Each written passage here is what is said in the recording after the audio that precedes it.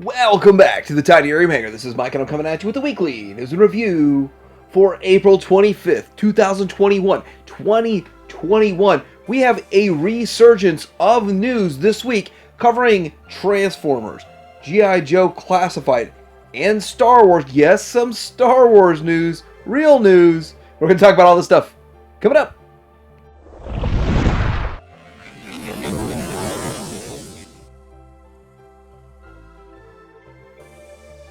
First off, some really cool stuff I'm seeing at Show Z, and they have pre-orders for both the MMC Cliffjumper on the left and the X-Transbots version on the right. So the MMC version is going to be $89.99, and that one is their Helion. And then the X-Transbots is actually $10 cheaper at $79.99, and that is called Toro. If you didn't get them first go around, here's another shot.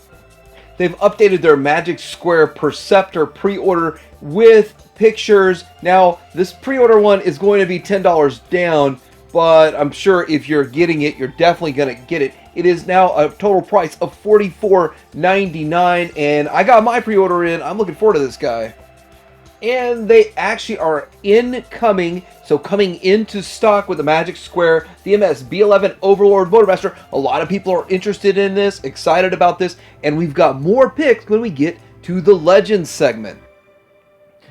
So we've got the packaging images of the Flames Toys Furry Model Kit, drift packaging and samples, and this is the easy to build snap-on model kit from Flames Toys, and this is what the packaging looks like. It looks kind of interesting. It's kind of exciting. Of course, one more step closer to getting this. And I'm going to actually order a couple of these kits. I've never done it before, but I hear it takes about an hour and a half, 2 hours to put them together.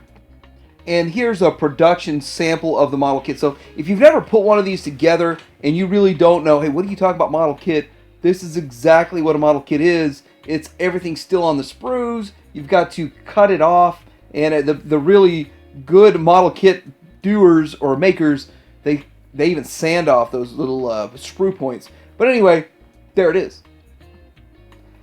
So this week being so really light on the Masterpiece news, we'll talk about this Megatron water gun by Dekey Toys. Anyway, this is of course a Japanese import. This is not going to be sold in the U.S., and so of course you have to import this. It's about $70, and it looks just like a Megatron Walther P38, and it is an actual working squirt gun. I thought it was like automatic and battery powered, so that's a point I'm still not sure about, but they say it's a working squirt gun. So it looks really cool, really authentic, but here's the thing. You don't have to use it as a squirt gun. You could just use it as a prop.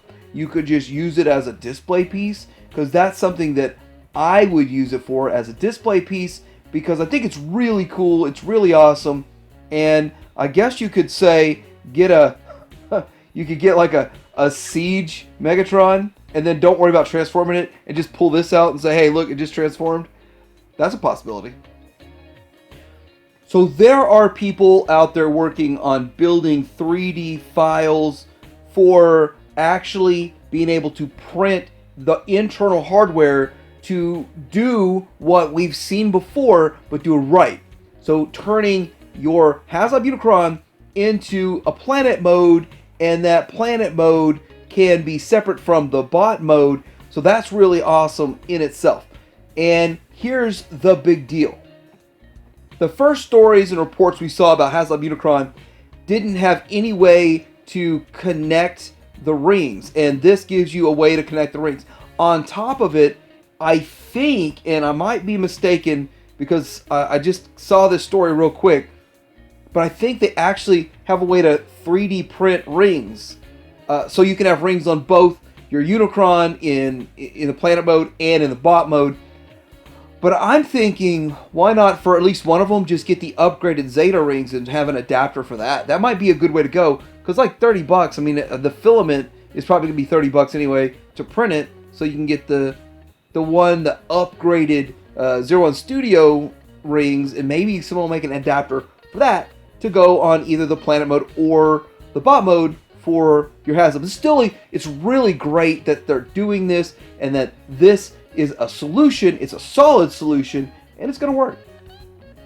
So getting into Legends news, the biggest Legends news this week really does surround the MS B11 Overlord, and this is Magic Square's version of Motormaster, which is also going to be their Venusaur with the trailer and all that for $130, but it looks good. It looks really good. And some people will probably say, oh, it rivals Masterpiece, and it sort of does. It needs to at a $130 price point, though. So there it goes in the alt mode, and alt mode looks very good. But when we start getting into combined mode, you're going to kind of see they've already taken into account things that you need upgrade kits for the Masterpiece. Well, you can put them on both sides, or either side, for the legs. And look at this, already you can get your Motormaster, you can have some legs, and you're just waiting on the arms, so it's really working out nicely. You're going to pretty much know everything about this. I kind of like that they're putting out the leader, the main part of the Venusaur, really early on, and that's going to work. And it is coming in stock, so it's great. Now, if you don't like them on the front, well, you can always put the cars on the back, and it works both ways. So it goes both ways with this guy. It looks good. It's awesome. I'm wondering, though, will Magic Square come out at the end and do a full-on box set, and would it be a better value, or will it just be about the same price as the parts added up to the whole? So that's another question I don't have an answer to, and I always think about, I'm not in on this, but if they put out maybe a slightly cheaper version that has it all, I might be in on it. Sticking along with our good friends at Magic Square, they have actual official pictures of their Cliffjumper, and it looks good. I do like their version of Bumblebee, so I know I'm going to like their Cliffjumper, but the problem, of course, everyone talks about is the head. Here it is this is actually next to an Earthrise. That's how much smaller it is next to just an Earthrise Cliffjumper. So that's a bit strange, a bit weird that it's that much smaller, but yeah, it is indeed that much smaller. Here it is next to their Bumblebee. And again, I wonder the same thing about Magic Square. Every time they release anything, I'm like, wow, I like it, it looks good, but what's the upgraded EX extra painted version going to be? The metallic painted version, what's it going to look like? I'll spring for the little bit of extra bucks and a lot of extra time to wait for it instead of getting the bare bone plastic, but it still looks good, and I think a lot of people will want this. It does look more cartoon like this also.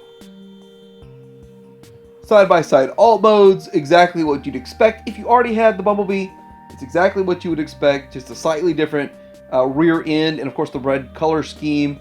Well, I guess the front end's a little bit different too, so a lot of differences there. I think if they played with it a little bit more, they could have probably got it to tab together just a little bit better than that. So with McFan's Toys, the MS-28 Thunderbolt, we're seeing the color test shots, and so these color images, instead of renders or instead of the grayscale that we've seen in the past, now we're actually seeing the color, and there's just something about it looks so much better when it's colored up. When you've got all the plastics, I don't think it's painted head to toe. It's just plastic colored, but still it looks great. But I do want, before we get into the alt modes, I do want to say that if you have not pre-ordered this, you might be missing out. I would get in on pre-ordering this. I mean, I pre-ordered mine back in, I think, June or July of last year for this guy. But McFan's Toys stuff has been selling out. Their original molds are selling out faster than their KO'd stuff because they're not made by anyone else. There's no other competition out there, and they're very good. They're not bad at all. So if you haven't pre-ordered this and you think you might want it, it's not going to hurt. It's I think it's only like $35 or something compared to spending $45, $50, $70 with the other companies. This is a really good deal. So here it is in the alt mode. I think it's tight in both modes. Again, I don't think it's perfect. I don't think anything in Legends is like 100% perfect, blows away Masterpiece. But I do think it rivals Masterpiece, but doesn't blow away Masterpiece. But I do have full confidence they could upscale it, make a handful of changes, and they could compete.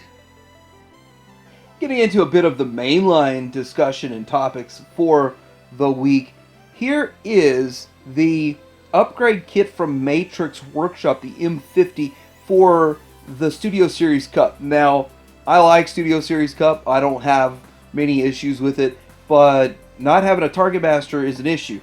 So this gun and this Target Master are really awesome. So here is the Target Master in the robot mode. So it's not like a super substantial Target Master. It's not highly articulated. It's not going to rock your world, but it's better than nothing, really. I mean, right now, if you have a Studio Series Cup, you probably have nothing. And here is the Target Master in Cup's hand. Looks good, looks cool. I like it. I just like these little things. And again, I would like to have like a multi-pack of these Target Masters for every one of the figures that needs a Target Master.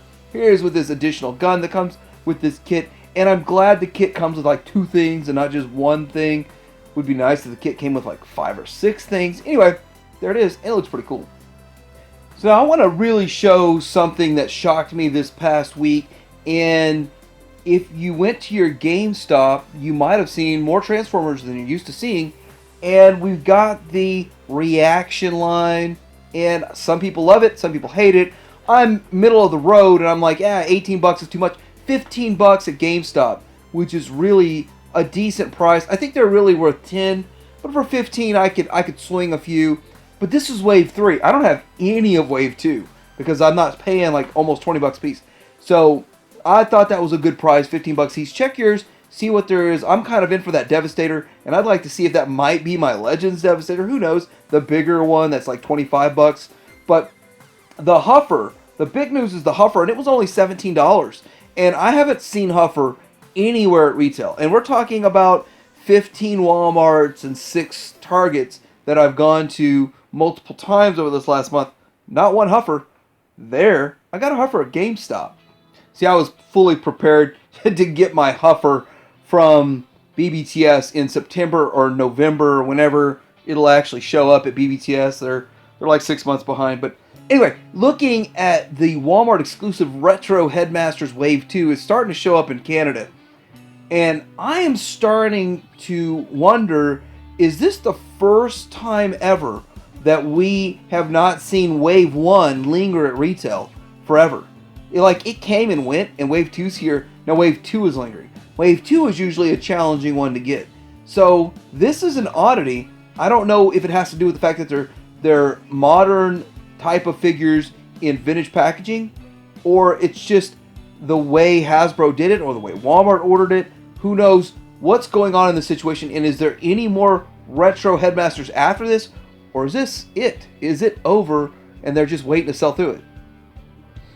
So there is a listing for Kingdom Mirage and Grimlock 2-pack, and it's listed as the Kingdom Mirage and Beast Wars Grimlock. I'm not really sure exactly what's going on here, but an Earth version of Mirage, which I felt like the first Mirage was a bit weird, but I felt like it was their take on an Earth Mirage. If they've got a whole different Mirage up their sleeve, or they rework a few parts, I'm interested in seeing what happens with that. But I really feel like it's going to be a repack with maybe a repaint. But if it's some remolds, I'm highly interested in that. And as for Grimlock Beast Wars, I'm a little confused. Maybe I missed something along the way. Now this is a really cool story that surfaced this last week, and it's the Silver Chrome Toyco Astro Magnum pre-Transformers Shockwave, and it is chrome. This is chromed out. The 80s were the era of chrome. Maybe this was even actually made in the 70s, but it was all about the chrome for this figure. It looks amazing. It looks great.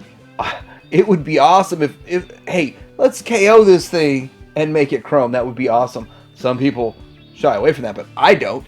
Here it is in the alt mode, and it's what I think we would have loved to have had this thing in chrome back in the day. But here we are 37 years later, and I absolutely love the purple. So my heart's content with purple, but this chrome, it looks really good. This toy was actually never really produced all the way, And this might be the only one in existence. One, there might be 2 or 3 more, but this is the only one known to be in existence from my understanding of the article. So we have Toy Fair catalog scans from the 80s. Here's the thing why this is so interesting and intriguing. Because back in the 80s, we didn't have the internet. In fact, it was late 80s, early 90s before internet billboards, which basically you could just go download some specific files from billboards. That was early internet. Those things were going on in late 80s, early 90s. So mid 90s, internet came around. Before that, you either saw what was on the shelves, saw in a commercial. Some people got to see it in these catalogs. I didn't.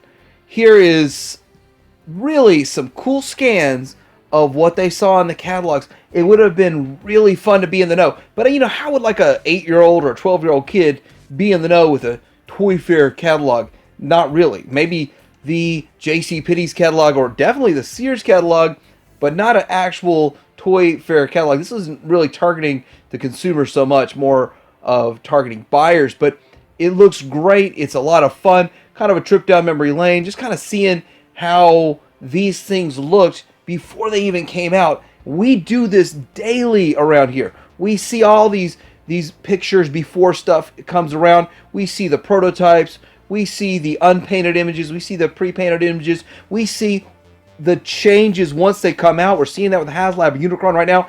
It's a lot of fun to see that in this catalog, and you can see it right here. So the first TFCon in about a year and a half should be going on in December 10th through the 12th of 2021. Pretty exciting if it does go on. If it does go on, there's a lot of questions. Will this TFCon have a third-party panel or any of this kind of stuff going on?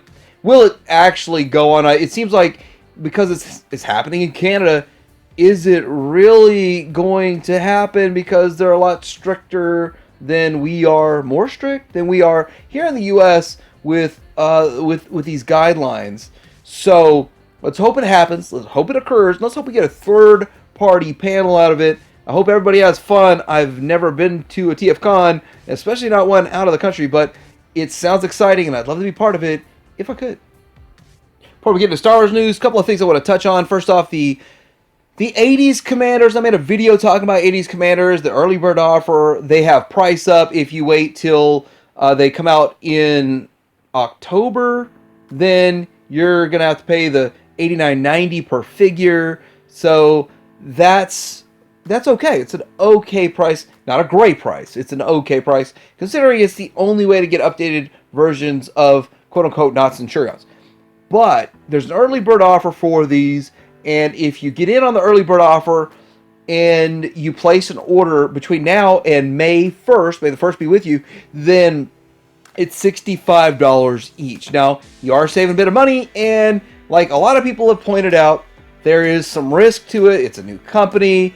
I'm ordering 2 sets. I know the risk. I'm not worried about the risk, and I already know that I'm protected the way I place my order. It's going to be invoiced through PayPal. Yes, it is past the 180 days for PayPal to do whatever. So if you're really, really worried about that and you haven't been ordering online since 1998 like I have, then you might want to shy away from the early bird offer. I'm not worried about it at all. And I'm in on 2 sets, and I'm not going to get burned. I mean, if I get burned, I'm not getting burned. I like the fact that they're getting out in front of this, making videos, putting their face in front of it, showing that we're here and this isn't a scam. We're putting our work into this, and it looks good, it looks great, and I support these guys.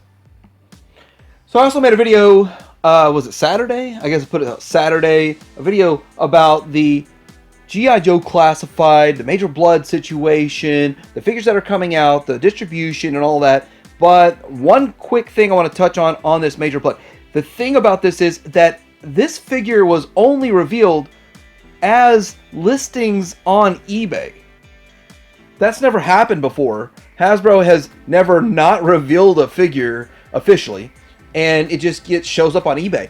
That is crazy. That's what people are the most upset about this, and that's why this auction got so much crazy nonsense. I've added up, there's like 8 of these that have sold on eBay. One auction has sold 4, and there's 4 others. 8 auctions on eBay that are in existence on this. They're either stealing them from the factory to sell them or whatever. That's my guess. But I want to say, this crazy we don't have actual reveals, a picture, anything from Hasbro. All these pictures come from eBay. Getting into some Star Wars news. Oh my gosh, the retro collection showing up at Walmart and Target, I guess. I saw them at Target. I had them in my hand. They wouldn't let me check out. It's got a false street date of May 1st. Now, why does Target put them on the shelf if Target has them street dated at May 1st? Because the box doesn't say May 1st street date, so the employee stocking it is just doing their job. It's just one of 186 boxes that they have to put on the shelf. And there is no street date. Let me reiterate this. There's absolutely no street date. It is a mistake from some employee somewhere along the line in the chain of events that put it in wrong. There is no street date. And this is so frustrating to collectors that this non-street dated item... See, they actually street dated items that have been out for 3 years. Target is doing this weird street date thing. It might work out for me, though, because I got them all put back, and hopefully I'll get them on May 1st. This is some real Star Wars news here. It's getting real. I feel so old. This makes me... This is called retro packaging. I mean, this was like last week, right? I mean, 4 weeks ago that they had this packaging is what it feels like to me. Wow, this packaging for Black Series 6-inch figures. We're going to get an Anakin and Obi-Wan, a ARC Trooper Echo, and a clone pilot Hawk. Okay? I remember seeing these on the shelf going, man, I want some like vintage style figures. Where's Vintage Collection? I want Vintage Collection. Where's Vintage Collection? And I did pick up, I do have about 6 or 8 of these in this packaging, so I remember the packaging very well. But here's the thing, there's a whole generation of people that are looking at this going, that was their childhood. And this makes me feel old. It's cool they're doing it. You know what? I love the vintage style packaging, and I love that they're doing this for the people that were kids when this was out, and they're like in their 20s now, late 20s, mid 20s, I don't know. So that's awesome, and I support it. Now, here is the wave. I guess people are kind of referring to this wave as the Bad Batch wave, but there's only 2 Bad Batch figures in it. But here is my problem with this wave. There were supposed to be 1 Asajj, 1 Bo-Katan, and then 2 of each of the Bad Batch figures. And I got this information from Entertainment Earth months ago when they first posted the listing. And of course, 2 of the standard clones. But now it's changed. There's 1 Asajj, 2 Bo-Katans, only 1 Crosshair, and then 2 Hunters, and then 2 of the other one. So Crosshair's now going to be hard to get. And that's kind of frustrating because with this show coming on May the 4th, everybody's going to want to build their Bad Batch set. I think it was a bad idea. They should have left the Bo-Katan as a chase, I guess. But this is kind of frustrating for those that are going to be after this. And I guarantee you, people are going to be after that Crosshairs like crazy. I got all these. I happened to cross all these at my Walmart. I got lucky. Well, I didn't get a Asajj, but I got a pre-ordered. So Mayfix is coming out with their own IG-11 figure revealed. And it offers a variety of accessories, including the child in a satchel, serving tray, swappable chest panel to reveal a self-destruct system. I will self-destruct. But it's kind of cool. I like IG-88. IG-11 is a cool figure too. Mayfix is making it. It's going to be highly detailed. If you're not happy with the 2 or 3 versions you've already got with Black Series, then maybe you want to go with Mayfix. And we are getting a new Mandalorian model kit from Bandai. This model kit situation where you get a C-3PO model kit that looks amazing. Just got to put it together and build it. The R2-D2 and R5-D4, I have those in my collection. But here we go with 2 different versions of Mandalorian. So you're getting for, I believe it's like 28, 30 bucks. Around 30 bucks for just a standard Mandalorian. And then you get one with a bit of chrome on it, and it's about $48. So let's just round that up to 50. So 30 and 50 to keep the numbers simple for you and for me, mostly for me. And I think we're going to get some model kits or something going on with the Razor Crest. But the big news is the Mandalorian. It's going to look good. It's going to look great. And it's not going to break the bank if you want to put a little work in. So I really can't explain this week other than a resurgence of news. What do you think about this resurging of news this past week? What has gone on this week that I missed that was really awesome, really cool, and a lot of fun? Let me know in the comments below. Like and subscribe, and Titanium Hanger out.